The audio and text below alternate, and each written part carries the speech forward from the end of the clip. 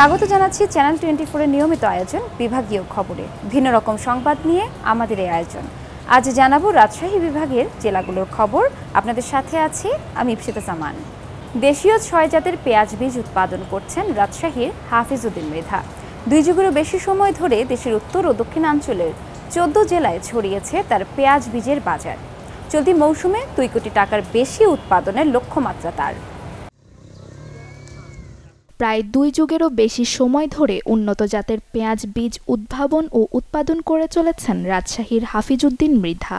দেশের উত্তর ও দক্ষিণাঞ্চলের 14 জেলায় ছড়িয়েছে তার পেঁয়াজ বীজের বাজার।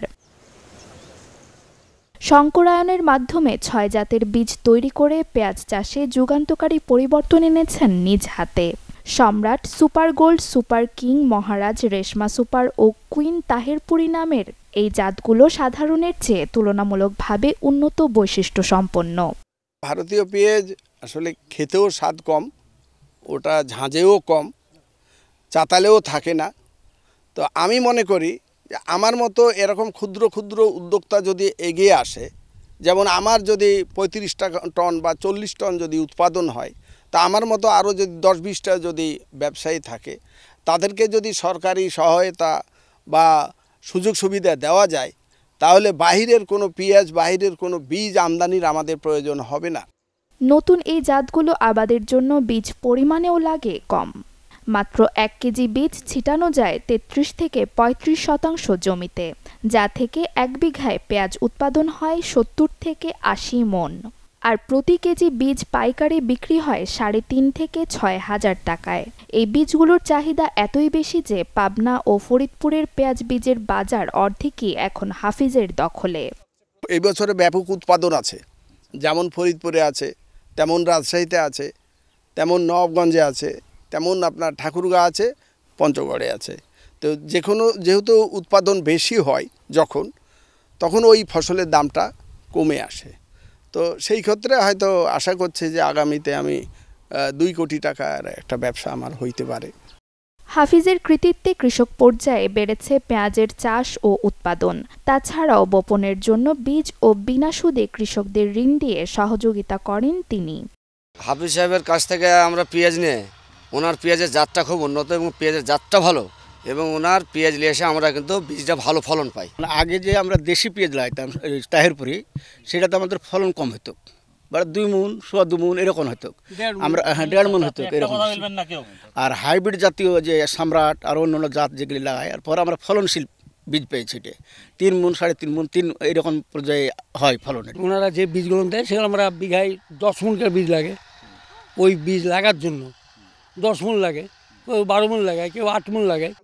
দেশে ভালো পেঁয়াজের উৎপাদন বাড়ায় আশাবাদী কৃষি বিভাগ। এতে কমে আসবে পেঁয়াজের আমদানি নির্ভরতা।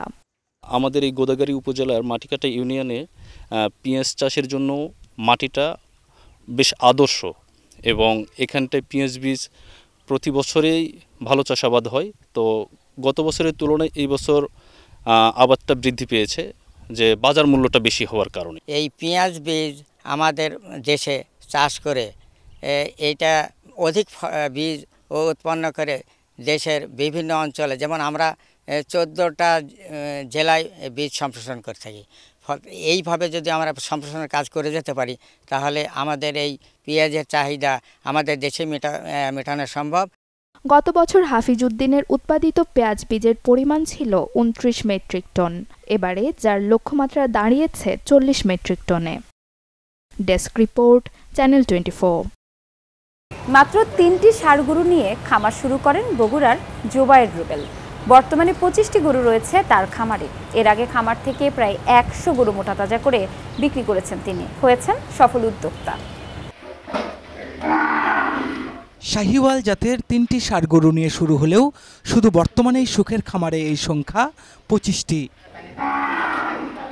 বগুড়ার কাহালু উপজেলার বাগোইলে নিজ খামারে গরুর যত্নে সারাদিনই ব্যস্ত সময় পার করেন জুবায়ের রুবেল। জয়পুরহাট, নওগাঁ ও দিনাজপুরের সীমান্তবর্তী গরুর হাট থেকে শাহিওয়াল জাতের ছোট গরু কিনে মোটা তাজা করে বিক্রি করা হয় সুখের খামার থেকে। খামার থেকে ইতিমধ্যে প্রায় 100 গরু মোটা তাজা করে বিক্রি করেছেন জুবায়ের রুবেল। আমি যখন করোনার সময় হোম অফিস করতে বাড়িতে আসি তখন দেখি যে আমার জন্য তো অনেক সময় আছে, এখনই আমি শুরু করবো আরও বাণিজ্যিকভাবে। তখন আমি ছোট্ট করে একটা পাইলটিং করার চেষ্টা করি এবং সাকসেসফুলি হয়। এরপর থেকে আমি আস্তে আস্তে দিই এবং একসময় আমি বউ বাচ্চা নিয়ে গ্রামে চলে আসি যে আমি আর শহরে থাকবো না, আমি এই কৃষিকাজই করব। তো সেই থেকে আমি গরু পালি, সবজি চাষ করি, ধান চাষ করি।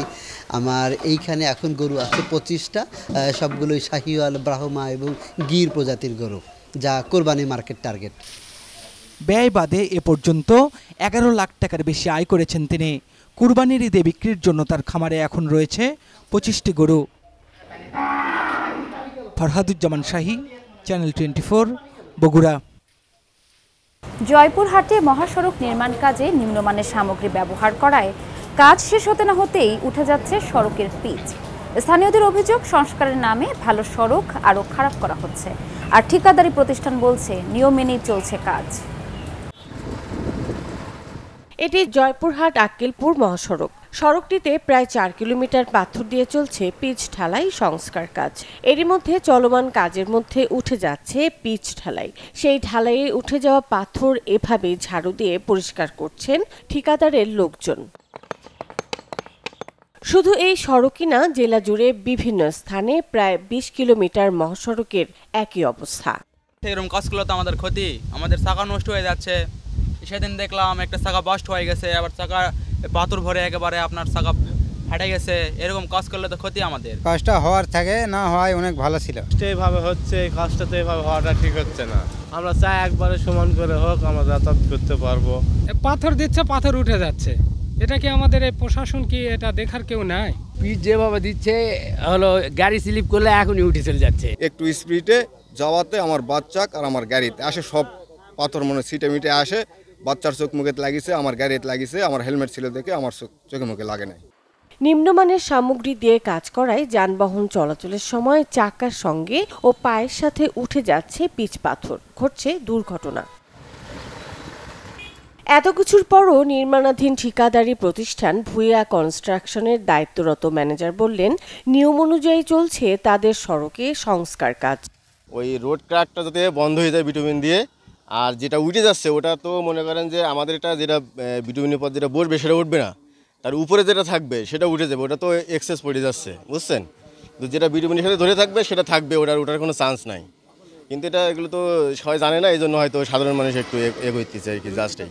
জেনেও না জানার অভিনয় করে ঠিকাদারি প্রতিষ্ঠানের পক্ষেই সাফাই গাইলেন সড়ক বিভাগের নির্বাহী প্রকৌশলী। আগামী বর্ষায় বা আগামী কিছুদিনের মধ্যে এটা আরও সিভিয়ার অবস্থায় চলে যাবে বা বর্ষায় এটাতে বেশি পরিমাণে ক্ষতিগ্রস্ত হওয়ার চান্স আছে, তখন আমরা এই ধরনের এসবিএসটি ট্রিটমেন্ট দিয়ে থাকি, যেন এই লেয়ারটাকে আগামী 2 বছরের জন্য অন্তত এটা প্রোটেক্ট করতে পারি। তাহলে আমাদের সরকারি ব্যয় সাশ্রয় হবে, আর এই খরচটা তো অত্যন্ত এই ধরনের কাজে ব্যয় অত্যন্ত কম। সড়ক ও জনপথ বিভাগের অর্থায়নে প্রতি কিলোমিটার 16 লাখ টাকা ব্যয়ে প্রায় 20 কিলোমিটার মহাসড়কে চলছে নিম্নমানের সামগ্রী দিয়ে সংস্কার কাজ। এই রাস্তার চিন্তায় ভাঁজ এই রাস্তা দিয়ে চলাচলকারী লাখ লাখ মানুষের। Desk report, channel 24। নাটোরে অনুষ্ঠিত হচ্ছে ব্যতিক্রমী গণেশ পূজা। প্রথমবারের মতো 30 ফিট উচ্চতার গণেশ মূর্তিটি বিস্ময় সৃষ্টি করেছে দর্শনার্থীদের মাঝে। স্থানীয় বাসিন্দাদের উদ্যোগে 3 দিন ব্যাপী এই পূজার আয়োজন করা হয়েছে। বিশাল আকৃতির গণেশ প্রতিমা ঘিরে চলছে মন্ত্রপাঠ, অঞ্জলি দান আর প্রসাদ বিতরণ সহ পূজার নানান কার্যক্রম। নাটোর শহরের উত্তর আলাইপুর নতুন পাড়ায় অনুষ্ঠিত হচ্ছে বাংলাদেশের অন্যতম বড় এবং ব্যতিক্রমী এই গণেশ পূজা। যে পূজার মূল আকর্ষণ 30 ফুট উচ্চতার বিশাল আকৃতির গণেশ প্রতিমা। স্থানীয় শিল্পীদের হাতের নিপুণ কারুকার্যে গড়া হয়েছে এই প্রতিমাটি। ব্যাপক ভাবগাম্ভীর্য ও বিপুল উৎসাহ উদ্দীপনার মধ্য দিয়ে চলছে 3 দিনব্যাপী এই পূজা। স্থানীয় সহ দূর দূরান্ত থেকে ছুটে আসছেন বহু ভক্ত অনুরাগীরা। বাংলাদেশে প্রথম এত বড় গণেশ পূজা আমাদের নাটোরেই হচ্ছে। আমি এর আগে কখনো আসিনি, এবছর প্রথম আমি আসলাম এখানে, তো এসে আমার অনেক ভালো লাগছে। এবারকার পূজা আসলে অনেক বড়, প্রতি বছর থেকে অনেক বড়, আর আনন্দটাও অনেক বেশি, এবং আমরা আসছি দেখব, আনন্দ করব। গণেশ ঠাকুরের কাছে এটাই চাওয়া, সবাই যেন ভালো থাকে, দেশে শান্তি ফিরে থাকে। স্থানীয় বাসিন্দাদের উদ্যোগে প্রতিবারই আয়োজন করা হয় এই গণেশ পূজার, তবে এবছর যার পরিধি ব্যাপক। আয়োজকরা জানান, এলাকাবাসীর সুখ শান্তি এবং ব্যবসায়িক সমৃদ্ধি কামনার লক্ষ্যেই এই আয়োজন। এই পূজাটা আমরা সকলে মিলেমিশে একসঙ্গে করি, যে ব্যবসা বাণিজ্য এবং বুদ্ধি সমস্ত কিছু আমাদের সিদ্ধিদাতা। ইনি আমাদের সিদ্ধিদাতা, আমাদেরকে জ্ঞান প্রদান করে, আর এই জ্ঞানের দ্বারাই আমরা আলোকিত হই। সবাইকে এই গণেশ পূজা দেখার জন্য আমন্ত্রণ জানাচ্ছি। আর আমাদের এই পুজো গত বছর হয়েছিল 20 ফিট, এবার হয়েছে 30 ফিট।